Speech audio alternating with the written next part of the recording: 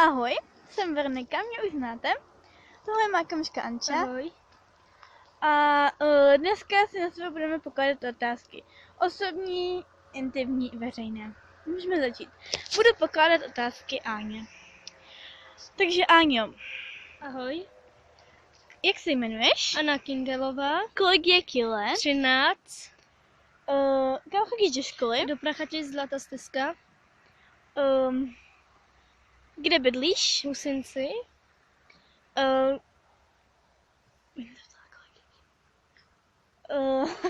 Kolik měříš? 155. Kolik vážíš? 38.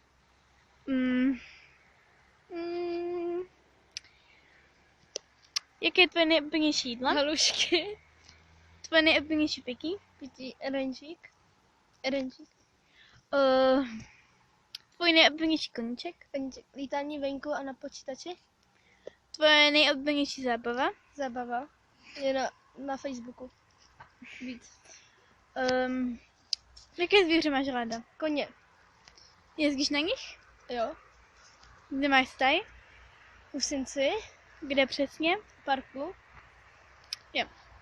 Tak se budeš ptát ty mě? Veru, jak se jmenuješ? Jmenuji se Veronika Grohmanová. Kolik ti je? Je mi 11. Kolik vážíš? Vážím 41. Kolik měříš? 158. Jaké jsou tvoje nejoblíbenější koníčky? Moje nejoblíbenější koníčky je mobil a koně.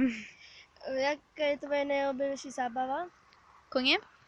Jaký je tvoje nejoblíbenější zvíře? Kůň. Jezdíš na ně? Jo. Kam chodíš?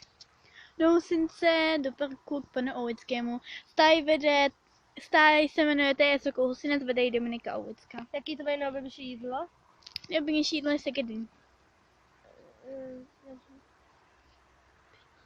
Teď i ty mý otázky, jo? Ne, to taky nechci. Takže viděli jste naše otázky, ahoj. Ahoj. Takže doufám, že jste měli bohatého Ježíška, krásné Vánoce. A jestli máte zájem se někomu zpovídat, můžete nám napsat do komentu, co jste dostali k Ježíšku.